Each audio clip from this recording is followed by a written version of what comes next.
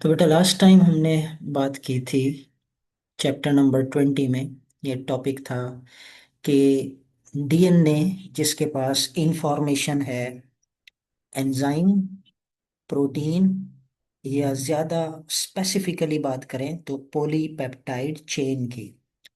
वो polypeptide chain मुकम्मल protein भी हो सकती है, वो प्रोटीन एंजाइम भी हो सकती है, नहीं भी हो सकती।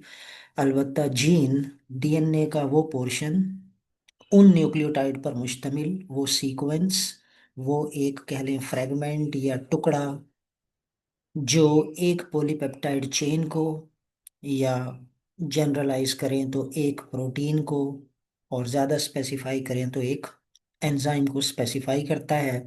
तो डीएनए में दरअसल तहरीर है जिसे हम कहते हैं डीएनए स्क्रिप्ट। तो डीएनए स्क्रिप्ट के अंदर कुदरत ने, नेचर ने हर जानदार के लिए इंफॉर्मेशन रख दी है कि उस जानदार के फिजिकल फिजियोलॉजिकल कैरेक्टर क्या होंगे। वो इंसुलिन प्रोड्यूस कर सकेगा, नहीं कर सकेगा, मेलानिन प्रोड्यूस होगा, नहीं होगा, सो ऑन। डीएनए में ये इंफॉर्मेशन तहरीर शुदा है, और इस तहरीर, इस लैंग्वेज के सिर्फ 4 लेटर्स हैं। हम जो उर्दू बोलते हैं उसके कितने हरूफ ताजी हैं, पता है किसी को?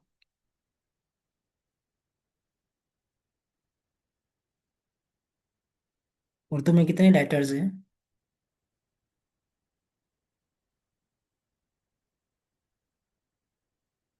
जी। चले, ऐसे ही मेरे मुंह से सवाल निकल गया, लेकिन मैं इंतजार में हूँ जवाब का आपसे। सर 39। 39? Sir hope so. वैसे मुझे भी नहीं पता कंफर्म, कभी पहले पता था। तो बार वो बस एनोलॉजी के तौर पे। तो हरूफ तहज्जी, लेटर्स, इंग्लिश में 26 हैं क्योंकि ज़्यादा खैर वास्ता पड़ता रहता है। अच्छा बेटा, तो उसी तरह जो डीएनए की लैंग्वेज है इसके अंदर भी लेटर्स हैं। और वो लेटर्स हैं, यानी डीएनए में कुदरत ने जो तहरीर लिखी है वो सिर्फ 4 लेटर्स पर मुश्तमिल है, 4 हरूफ। और उन 4 हरूफ से मिलकर बहुत सारे लफ्ज बनते हैं, और लफ्जों से मिलकर पूरी तहरीर बनती है, इंफॉर्मेशन। समझ गए? अलबत्ता ये इंफॉर्मेशन डीएनए से कॉपी होती है, स्क्रिप्ट में थोड़ा सा चेंज आता है, ट्रांसक्रिप्शन। इस प्रोसेस को कहते हैं चेंज ऑफ स्क्रिप्ट। और इसके नतीजे में आरएनए कॉपी तैयार होती है डीएनए की, यानी डीएनए लैंग्वेज की आरएनए कॉपी तैयार होती है। और ये आरएनए डीएनए क्योंकि मिलती जुलती लैंग्वेजेस हैं, बहुत थोड़ा सा फर्क है, एक न्यूक्लियोटाइड यानी एक लेटर का फर्क है, और कंपोजिशन में यूं कह सकते हैं एक्सेंट का फर्क है कि राइबोज की बजाय deoxy ribose, sorry, deoxy ribose की बजाय ribose in case of RNA. तो ट्रांसक्रिप्ट तैयार होता है, एक तहरीर थोड़ी सी तब्दीली के साथ। ये पैगाम, अगर यूकेरियोट की बात करें तो फिर न्यूक्लियस से निकलकर साइटोप्लाज्म में आता है, कमांड करने के लिए, पैगाम देने के लिए, गाइड करने के लिए राइबोसोम्स को। राइबोसोम्स वो मशीनरी हैं जिन्हें प्रोटीन वर्क बेंचेस भी कहते हैं, और मेटाबॉलिक मशीनरी भी आमतौर पे रेफर करते हैं। तो टिपिकली इनको किया जाता है क्योंकि राइबोसोम के पास ये सलाहियत है कि ये मुतरजम हैं, ये तर्जमा कर सकते हैं, दोनों लैंग्वेजेस को समझते हैं। आरएनए की लैंग्वेज भी इनको पता है, प्रोटीन की लैंग्वेज भी इन्हें पता है। तो ये आरएनए को पढ़कर ट्रांसलेट करते हैं in the form of protein. और ये मैं समझाने के लिए नहीं बात कर रहा, हकीकतन बायोलॉजी के अंदर यही कॉन्सेप्ट है। These are languages.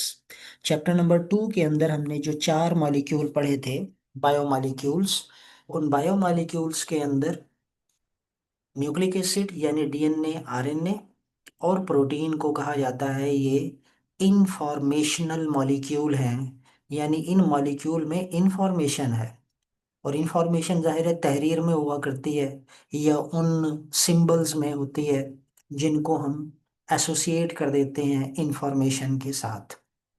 ठीक है, यानी सिंबॉलिक भी हुआ करते हैं ना, कि एक सिंबल जिस तरह मेल फीमेल का हम एक सिंबल बना देते हैं, और उसको हम पढ़ते ही हैं कि ये इससे मुराद मेल है, इससे मुराद फीमेल है, तो ये इंफॉर्मेशन, तो वो भी एक तरह की लैंग्वेज है सिंबॉलिक। तो बहरहाल, तो ये जो एक कॉन्सेप्ट है कि डीएनए से इंफॉर्मेशन फ्लो करती है आरएनए की शक्ल में, और फिर आरएनए ट्रांसलेट होता है प्रोटीन की शक्ल में। तो ये जो एक कॉन्सेप्ट है, ये इतना बुनियादी कॉन्सेप्ट है कि जिस तरह किसी को कहा जाए ना कि जनाब आपका फेथ क्या है, डॉगमा, डॉगमा कहते हैं यकीन को, जिसे हम अगर समझने के लिए मैं सिर्फ बात कर रहा हूँ, जैसे है ना ईमान, कि जो जेनेटिक्स है उसके अंदर ये इस बात को यानी सब एक्सेप्ट करते हैं कि डीएनए से इंफॉर्मेशन आरएनए और फिर प्रोटीन में जाती है।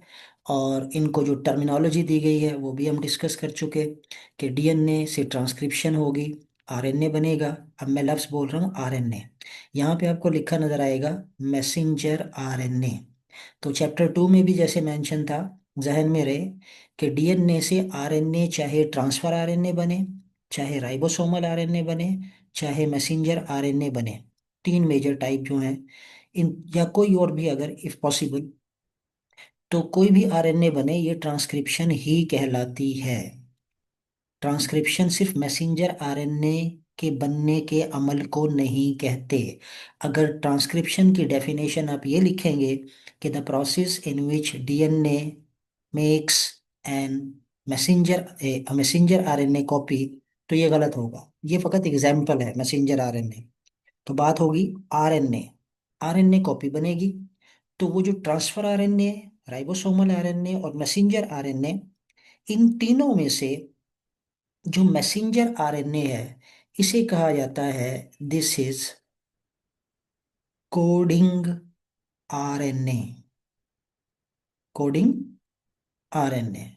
अब डीएन तीन तरह के आरएनए हमने चैप्टर 2 में भी पढ़े थे, लेकिन उन तीनों में से सिर्फ मैसेंजर आरएनए को कोडिंग आरएनए कहते हैं। अब कोडिंग का मतलब क्या है? कोडिंग का मतलब दरअसल अगर हम कह लें कंप्यूटर्स जो आजकल एआई और इससे मुतल्लिक है, तो वहाँ पे लैंग्वेजेस की ही बात होती है कि जी कोडिंग किस लैंग्वेज में है, यानी प्रोग्राम को कोड किया है। आप प्रोग्राम कंप्यूटर को समझाते हैं कि उसने करना क्या है, तो आप दरअसल वहाँ पे ये नहीं लिखते इंग्लिश, वहाँ पे बाकायदा अपनी अपनी लैंग्वेजेस में 101, और वो फिर मुख्तलिफ उनके अपने कोड्स होते हैं। ठीक है, तो कोडिंग इसको कहा जाता है, तहरीर एक तरह से। तो स्पेसिफाई करना, कोड करना, इंफॉर्मेशन कन्वे करना। तो जो कोडिंग है वो मैसेंजर आरएनए है, इसीलिए इसे मैसेंजर कहते हैं कि ये पैगाम देगा। जो ट्रांसफर आरएनए है वो पैगाम नहीं देता, जो राइबोसोमल आरएनए है वो आगे पैगाम नहीं देता। या यूं कह लें कि ट्रांसफर और राइबोसोमल आरएनए ट्रांसलेट नहीं होते, लेकिन मैसेंजर आरएनए ट्रांसलेट होता है, ये आगे पैगाम देता है। ये ट्रांसलेट होकर प्रोटीन बनाने के लिए डिक्टेट करता है कि प्रोटीन कैसी होनी चाहिए। जो ट्रांसफर और राइबोसोमल आरएनए है वो तो सिर्फ अहकामात मानते हैं, हेल्प करते हैं मैसेंजर आरएनए को डी कोड होने के लिए। इंफॉर्मेशन लिखी हुई है एक सिंबॉलिक, उस सिंबल के क्या मीनिंग लिए जाएंगे, उसमें हेल्प करेंगे ट्रांसफर और राइबोसोमल आरएनए, और मैसेंजर आरएनए ट्रांसलेट होता है। तो यहाँ पे coding RNA is messenger RNA, ये जहन में रहे। अच्छा, तो ये कहलाता है बेटा sorry central dogma of genetics, genetics का एक मरकजी बिलीफ। ठीक है, मरकजी यकीन, एक ईमान कह लें जिसपे सबके इस पे मुत्तफिक हैं कि जनाब ऐसे ही होता है। तो often refer to as central dogma. ठीक हो गया, तो ये टॉपिक था। इस टॉपिक से अब आगे चलें, तो इसको सेंट्रल डॉगमा में दो स्टेप्स की बात की है। दो स्टेप कौन से हैं कि पहले डीएनए से आरएनए, ठीक है, इंफॉर्मेशन डीएनए से आरएनए में आएगी, और फिर आरएनए से आगे ट्रांसलेट होकर तो ये दो स्टेप, एक ट्रांसक्रिप्शन और एक ट्रांसलेशन, सेंट्रल डॉग्मा के दो स्टेप। इससे आगे बेटा टॉपिक है एक छोटा सा, जिसको हमने पहले डीएनए के स्ट्रक्चर के साथ भी बात की थी, डीएनए के स्ट्रक्चर के साथ भी। तो डीएनए के स्ट्रक्चर के साथ हमने जब बात की थी तो ट्रांसफर आरएनए, तो मैसेंजर आरएनए बनता है तो वो इस तरह से सीधा ही रहता है, वो कॉइल नहीं हुआ करता। राइबोसोमल आरएनए में कॉइल हो सकते हैं। अलबत्ता transfer RNA double helical structure की, जिसे कहते हैं क्लासिकल एग्जाम्पल के तौर पे पेश किया जाता है कि डीएनए के अंदर डबल हेलिक्स होता है, यानी दो स्पाइरल एक दूसरे के गिर्द हेलिकल लिपटे हुए। तो आरएनए में भी ऐसा मुमकिन है, not in all cases, but transfer RNA shows the basic structure of double helix. लेकिन आरएनए के अंदर ये डबल हेलिक्स दो स्ट्रैंड पर मुश्तमिल नहीं होता, ये एक ही स्ट्रैंड होता है। ये जो डायग्राम है आपके सामने, ये है सेकेंडरी स्ट्रक्चर, ये है सेकेंडरी स्ट्रक्चर। प्राइमरी स्ट्रक्चर का मीनिंग अगर यहाँ पे लें तो क्या होगा जो हमने पढ़ा था?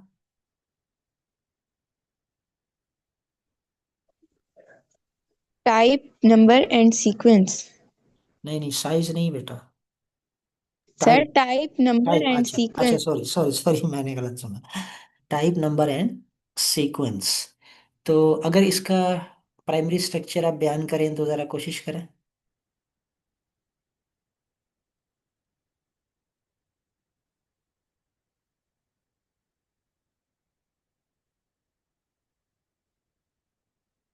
जो नजर आ रहा है वो तो कर सकते हैं ना कोशिश, हमने। सर सीक्वेंस बता सकती हूँ। हाँ, इसमें हम नंबर तो हमें नजर नहीं आ रहा, वो चैप्टर 2 में मेंशन था, कोई 75 90 तक न्यूक्लियोटाइड होते हैं, क्योंकि ये बहुत सी टाइप के हैं। अलबत्ता 75 सीक्वेंस से। बता सकते हैं, सीक्वेंस। हाँ, सीक्वेंस जरा पढ़ें। सी एंड ए। CCNA, 5 to 3, बस तीन होंगे। और भी होंगे, इधर तो तीन ही तो लिखे हुए फाइव हैं। फाइव से शुरू करें ना बेटा, फाइव कहाँ लिखा हुआ है? अच्छा, जी, सी और ए। यानी आप ये कहेंगे कि जितने भी, एक चीज ध्यान में रखें, this is a typical transfer RNA. Human के अंदर आरएनए, जो ट्रांसफर आरएनए है, वो पाए जाते हैं 45 टाइप्स के, ये नीचे पेज पे मेंशन है, ठीक है, इसी पैराग्राफ में। 45 टाइप्स के, यानी 45 different transfer RNA human cell में पाए जाते हैं। चैप्टर नंबर 2 में कहा गया था कि ट्रांसफर आरएनए कम से कम 20 टाइप के होने चाहिए। और ये हकीकत है कि कोई भी सेल होगा, कोई भी ऑर्गेनिज्म, उसके अंदर कम से कम 20 टाइप के ट्रांसफर आरएनए जरूर होंगे, ठीक है। अलबत्ता ह्यूमन की बात करें तो 45 डिफरेंट टाइप्स के हैं, ठीक हो गई बात। इन 45 को अगर हम प्रेजेंट करें कोई कॉमन स्ट्रक्चर, कि सारे 45 दायरे मुख्तलिफ है, किसी का साइज मुख्तलिफ है, किसी सीक्वेंस मुख्तलिफ है, लेकिन इन 45 आउट ऑफ 45 सब में कॉमन क्या नजर आएगा? वो जो चीज कॉमन नजर आती है, वो जो चीज कॉमन नजर आती है वो आपके सामने है, ठीक है। वो क्या है कि तमाम ट्रांसफर आरएनए चाहे किसी भी टाइप का हो, 45 में से, सब के 5 एंड पर जो न्यूक्लियोटाइड होगा, पहला, यानी नंबर 1 पे है जी, ठीक हो गया। उसके बाद जो सीक्वेंस है वो वेरी करता है, और सबसे आखिर में कौन सा सीक्वेंस है? CCA। अब यहां से हम चल रहे हैं तो इसका मतलब है कि इस सी का ये है 5 एंड, ठीक है। ये सी आ गया, फिर उसके 3 के साथ अगले का 5, फिर उसके 3 के साथ अगले का 5, और ये 3, ठीक है। तो हम कह सकते हैं कि पहला न्यूक्लियोटाइड सबका जी होता है, और आखिरी 3 न्यूक्लियोटाइड कौन से होते हैं? CCA। तो ये कॉमन टिपिकल जो रिप्रेजेंट करे तमाम टाइप्स को एक साथ। क्लियर हो गई बात बेटा? अच्छा, इसी ट्रांसफर आरएनए में ये आपको लूप्स नजर आ रही हैं, ठीक। ये जो लूप है, ये लूप यहाँ पे मेंशन है, एक्टिवेशन एंजाइम रिकॉग्निशन साइट। इसकी 3 लूप्स नजर आती हैं। कि ये जो लूप है ये दरअसल वो साइट है जहां पर एक्टिवेशन एंजाइम इसको रिकॉग्नाइज करता है।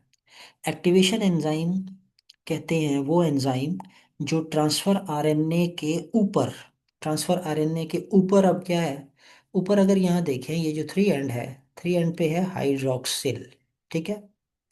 इस हाइड्रोक्सिल एंड पर, थ्री एंड पर एक अमाइनो एसिड अटैच होता है जिसको ट्रांसफर आरएनए ने ट्रांसपोर्ट करना होता है, इसीलिए इसको ट्रांसफर आरएनए कहा जाता है। ठीक हो गया। और अमाइनो एसिड कितने टाइप के होते हैं प्रोटीन बनाने में इन्वॉल्व? जी, चैप्टर 2।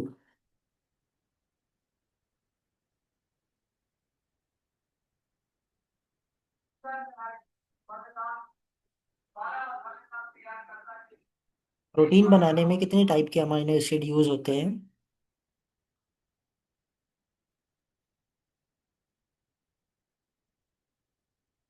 याद नहीं है फर्स्ट ईयर, अच्छा चलें। प्रोटीन बनाने में basically at the time of translation 20 types of amino acid protein बनाने में हिस्सा ले सकते हैं, मैक्सिमम अगर ले। वो डिपेंड करता है कि प्रोटीन कौन सी है, उसको कौन कौन से अमाइनो एसिड चाहिए। ठीक है बेटा।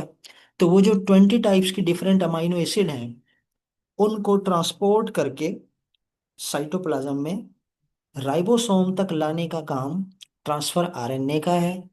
और ये मुख्तलिफ ट्रांसफर आरएनए, कोई ग्लाइसिन को लेकर आता है तो कोई लाइसिन को लेकर आता है तो कोई ट्रिप्टोफैन को, तो इसी तरह कोई ग्लूटामिक एसिड को, और मुख्तलिफ अमाइनो एसिड मुख्तलिफ ट्रांसफर आरएनए कैरी करते हैं।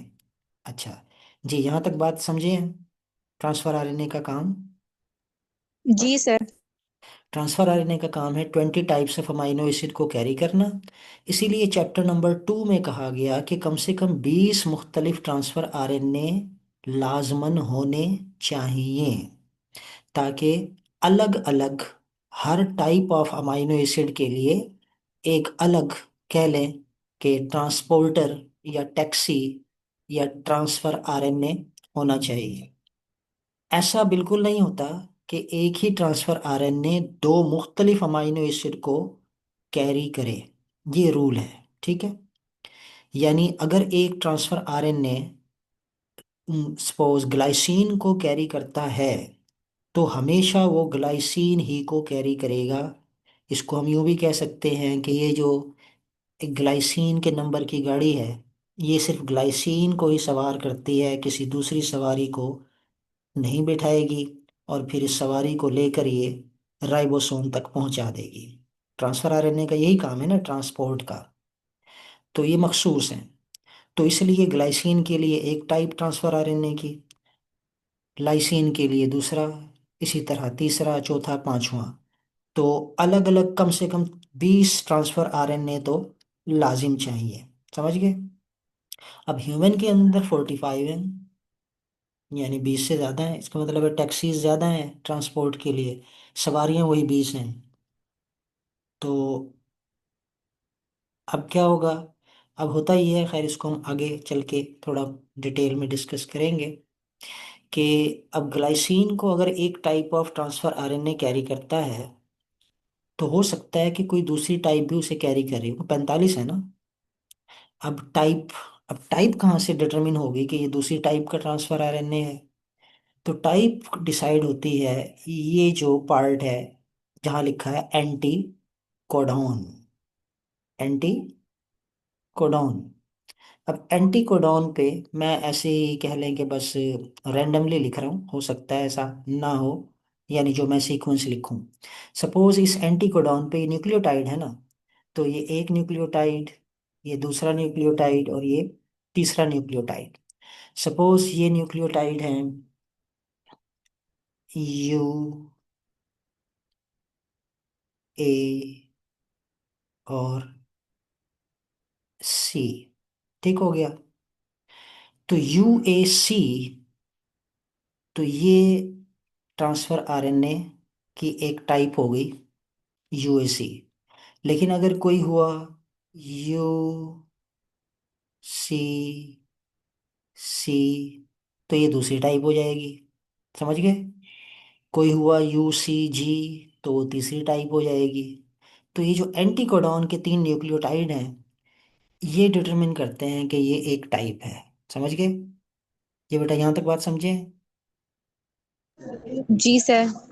अच्छा, तो इस जी तरह सर। ह्यूमन सेल के अंदर 45 डिफरेंट ट्रांसफर RNA मौजूद हैं। तो जिस तरह अब ये चाहिए तो 20 थे, तो फिर हो सकता है कि UAC वाला भी ग्लाइसिन को कैरी करता हो और UCC वाला भी ग्लाइसिन को कैरी कर लेता हो। लेकिन ये दोनों अगर ग्लाइसिन को कैरी करते हैं, तो ये मुमकिन नहीं है कि ये ग्लाइसिन के अलावा किसी और को कैरी करें। बात समझ गए? यानी एक ही अमाइनो एसिड के लिए एक से ज़्यादा टैक्सीज तो हो सकती हैं, लेकिन एक टैक्सी के लिए एक से ज़्यादा टाइप ऑफ अमाइनो एसिड नहीं होते। ये बात फॉलो कर रहे हैं? जी सर। एक टाइप ऑफ अमाइनो एसिड को एक से ज़्यादा ट्रांसफर RNA कैरी कर सकते हैं। जैसे हमने यहाँ दो मिसालें ले ली, मिसाल यानी बना ली, ले नहीं है, मुझे नहीं पता है, हो सकता है ये डिफरेंट ही हो। तो दो मुख्तलिफ टाइप के ट्रांसफर RNA हैं, तो हो सकता है कि ये दोनों ही ग्लाइसिन को कैरी करते हों। लेकिन ये मुमकिन नहीं है कि इन दोनों में से कोई भी ग्लाइसिन के अलावा किसी और को कैरी करे। तो ये बड़ी स्पेसिफिसिटी इंतहाई अहम है। नेचर ने इसको रूल को बड़ा स्ट्रिक्ट रखा है, क्योंकि अगर गलती ये इसके अंदर कोई कह ले कि कॉम्प्रोमाइज हो जाए, तो फिर प्रोटीन्स में गड़बड़ होना शुरू हो जाएगी। अच्छा, तो हम बात कर रहे थे कि transfer RNA, there are 45 different types of transfer RNA in case of human cell. Human cell में अब ये जो है, ये इसका सेकेंडरी स्ट्रक्चर है, क्योंकि सेकेंडरी स्ट्रक्चर ये जो शेप है, ये अपने ही ऊपर कॉइल हो गया है। और यहाँ पर ये जो आपको लैडर नज़र आ रही है, ये डबल हेलिक्स है। इसको अगर हम यहाँ कह लें कि इसको 3D में ले लें, जो इसकी टर्शरी स्ट्रक्चर कहलाता है, मजीद ये कॉइल हुआ, तो ये DNA की तरह का हमें स्ट्रक्चर यहाँ पे हेलिक्स नज़र आता है। समझ गए? तो जहाँ जहाँ कंप्लीमेंट्री बेस पेयरिंग है, वहाँ वहाँ पे ये एक दूसरे के साथ पेयर अप हो जाता है। और उसकी स्कीम क्या होगी, वो चैप्टर 2 में हमने पढ़ी थी कि इन केस ऑफ RNA, A के सामने होगा U, G के सामने C। तो जहाँ पे पॉसिबल है वहाँ पे ये हेलिकल फॉर्म इख्तियार कर लेता है। तो ये लूप हुई। अच्छा, यहाँ से बात हम आगे निकल गए। तो डिफरेंट टाइप्स हैं। अच्छा, अब हमने कहा कि जनाब ये जो ट्रांसफर RNA है, सपोज कि ये कैरी करता है सिर्फ ग्लाइसिन को। ठीक है जी। अब ग्लाइसिन को इस पे सवार करेगा कौन? ये खुद सवारी नहीं करवा सकता। इसको सवार करवाने के लिए, ग्लाइसिन को लोड करने के लिए एक लोडर एंजाइम चाहिए। लोडर एंजाइम, यानी इसका काम तो है ट्रांसपोर्ट करना। ये गाड़ी लेके पहुंच गया है, अब अमाइनो एसिड इसके ऊपर सवार कौन करवाएगा? तो इसको अमाइनो एसिड इस पे सवार करवाने के लिए एक एंजाइम होता है, transfer RNA amino acyl transferase. वो एंजाइम दरअसल इस साइड को रिकॉग्नाइज करता है। ठीक है? और ये जिसको लिखा है एक्टिवेशन एंजाइम रिकॉग्निशन साइट, तो वो इस साइट के साथ अटैच होकर इसके साथ ग्लाइसिन को लोड कर देगा। और ग्लाइसिन के लिए अलग एंजाइम, इसी तरह लाइसीन को कैरी करने वाले ट्रांसफर RNA है, तो उसके लिए अलग एंजाइम। और इसी तरह जिस तरह हमने कहा कि कम से कम 20 मुख्तलिफ ट्रांसफर RNA होंगे, डिपेंडिंग ऑन कि वो किसको कैरी करते हैं। तो इसी तरह 20 डिफरेंट कह लें कि एक्टिवेटिंग एंजाइम भी सेल के अंदर पाए जाते हैं। और अब रह गई ये तीसरी साइट। ये तीसरी साइट जो है, राइबोसोम रिकॉग्निशन साइट, यानी इस साइट के बिहाफ पे ये ट्रांसफर RNA राइबोसोम को रिकॉग्नाइज करता है, क्योंकि इसने राइबोसोम तक लेकर जाना है अमाइनो एसिड को। जी बेटा, कोई पॉइंट ट्रांसफर RNA के हवाले से? No sir. ओके। अच्छा जी, आगे चलें। ट्रांसक्रिप्शन। अब ट्रांसक्रिप्शन के अंदर क्योंकि सारे ये छोटे छोटे इनके अंदर पॉइंट्स हैं सभी में, इसलिए बड़ी ज़रूरत है कि एक एक पॉइंट को क्लियर किया जाए ट्रांसफर आरएनए के हवाले से। ऑलमोस्ट बहुत सारी बातें हो। अच्छा जी, ट्रांसक्रिप्शन हम बात कर चुके हैं कि transcription is a process in which the DNA is transcribed into transcript of RNA. DNA की लैंग्वेज में थोड़ा सा चेंज आता है, ट्रांस और स्क्रिप्ट तब्दील हो जाता है डबल स्टैंड से सिंगल स्टैंड, और बाकी चेंजेस। तो इस ट्रांसक्रिप्शन के अंदर यहाँ पे जो डिस्क्रिप्शन दी है बुनियादी तौर पे या डिटेल में, वो दी है बैक्टीरिया की या प्रोकैरियोट्स की। ठीक है, अब प्रोकैरियोट्स की यहाँ पे दी गई है। अब इस डिटेल को पढ़ने से पहले, यहाँ फिर कह लें कि जिस तरह किसी भी सब्जेक्ट को पढ़ने से पहले आपको बेसिक्स आनी चाहिए, या किसी भी लैंग्वेज के लिए पहले आप लेटर सीखेंगे, किसी भी स्किल के लिए टर्मिनोलॉजी होगी, तो ऑटोमेटिकली यहाँ भी कुछ टर्मिनोलॉजी जो इस्तेमाल हुई है पहले वो हमें पता हो। और फिर, या जिस तरह कहते हैं कि किसी ड्रामे को समझने के लिए पहले आपको किरदारों का पता होना चाहिए कि कौन है क्या, कौन बाप है, कौन बेटा है, कौन किसका रिश्तेदार है, तो तभी पता चलेगा कि इसने इसके साथ किया तो हुआ क्या। खैर, तो इसी तरह यहाँ पे जितने प्लेयर्स हैं, तो उन प्लेयर्स का आपको बताओ। अब हम जरा इसको समझने के लिए जा रहे हैं इधर, ट्रांसक्रिप्शन चेंजिंग द स्क्रिप्ट। जी बेटा, ये डायग्राम याद है? जी सर। ये जो डायग्राम है लेफ्ट पे, जैसे मैंने, ये डायग्राम हमें क्या बताती है? Replication. Replication in semi conservative manner, कि डीएनए के जो दोनों स्ट्रैंड हैं उनको हमने ब्लो कर दिया, यानी ये दोनों पेरेंट हैं, और ये दोनों ओपन होते हैं, और फिर अलग अलग हर एक के साथ एक एक नया स्ट्रैंड तैयार हो जाता है। नया स्ट्रैंड यहाँ पे उसको हमने कलर दे दिया समझने के लिए, गोल्डन या येलो कलर, ऐसे ही है। और इस तरह क्या कहेंगे कि सेमी कंजर्वेटिव मैनर में डीएनए की रेप्लिकेशन हो जाती है। और इस तरह जो पेरेंट डीएनए का एक मॉलिक्यूल मौजूद था, उस एक मॉलिक्यूल से डॉटर डीएनए के दो मॉलिक्यूल प्रोड्यूस हो गए। अलबत्ता ये डॉटर डीएनए तो हम इसे कह रहे हैं, तो इनका पेरेंट कहाँ गया? जी, दोनों के पास एक एक स्टैंड चला गया उसका। जी, एक इनका उसके पास पेरेंट इन्हीं एक। में आधा आधा तकसीम हो गया। क्लियर? अच्छा, लेकिन हमने जो डिस्कस किया था वो तो इस डायग्राम बना के हमने की थी। इस डायग्राम में तो हमने पेरेंट को दोनों एक ही कलर नहीं दिया दोनों स्ट्रैंड को। क्या ये गलत थी फिर?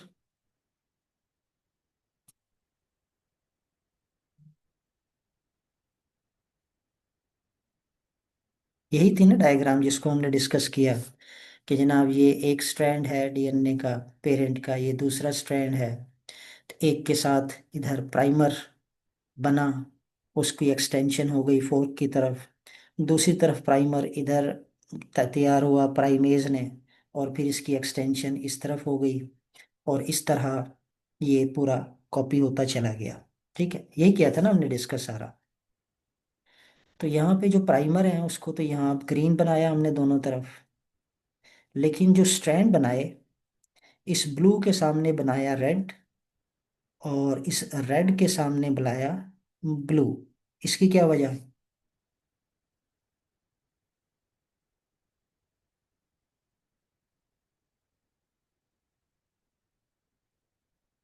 जी, कोई वजह समझ आती है? ये खामखाई में हमने एक को ब्लू और एक को रेड कर दिया।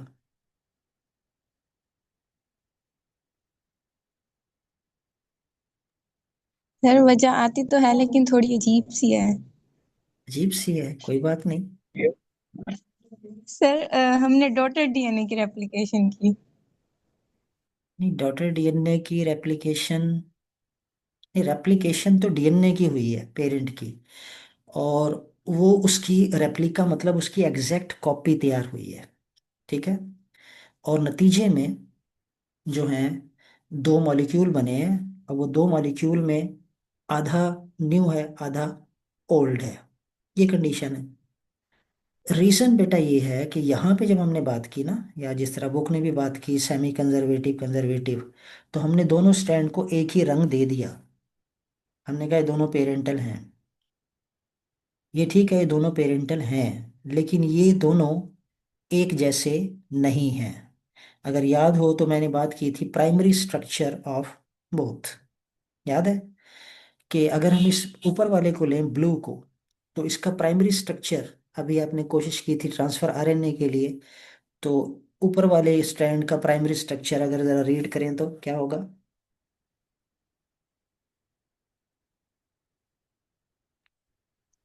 सर सीक्वेंस बताना है। जी जी, प्राइमरी का मतलब सीक्वेंस। काउंट हाँ, करके तो खैर बताने की जरूरत नहीं कितने हैं। जी। 5 3 CCAG। सी सी ए, सी। शुरू से बताना है, स्टार से। जी जी, स्टार्ट से जितना है। CACCG। जी बिल्कुल। यानी सही, मैं देखने जा रहा हूँ ना कि रूल याद है कि नहीं। यहाँ से हम 5 से शुरू करते हैं, तो इट इज CACCGA। ठीक हो गया। इसके जो अपोजिट है, एंटी पैरेलल, उसको रीड करेंगे तो डेफिनेटली उसको यहाँ से रीड करेंगे। और यहाँ पे क्या है? CGAT। समझ गए? इसका मतलब है कि इनमें नंबर ऑफ न्यूक्लियोटाइड तो बराबर है, लेकिन दोनों में सीक्वेंस डिफरेंट है। यानी दोनों स्ट्रैंड एक दूसरे के आइडेंटिकल नहीं है। यहाँ तक समझ गए बात? जी सर। अच्छा, अब अगर मैं यहाँ पे लिखूं ये, कि एक स्ट्रैंड पे है CAT।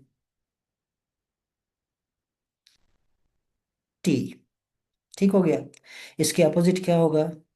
इधर A, इधर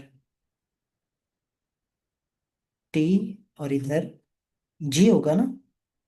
ठीक है बेटा। तो कैट के मीनिंग तो हमें समझ आ रहे हैं, लेकिन दूसरे स्ट्रैंड की समझ नहीं आ रही। यानी सिर्फ तीन को ही ले लें। सपोज ये है 5 to 3 इस डायरेक्शन में, तो 5 to 3 में तो ये मीनिंगफुल हुआ ना।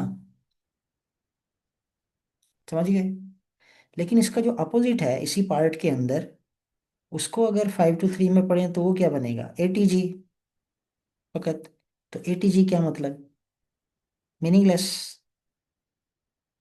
बात फॉलो कर रहे हैं?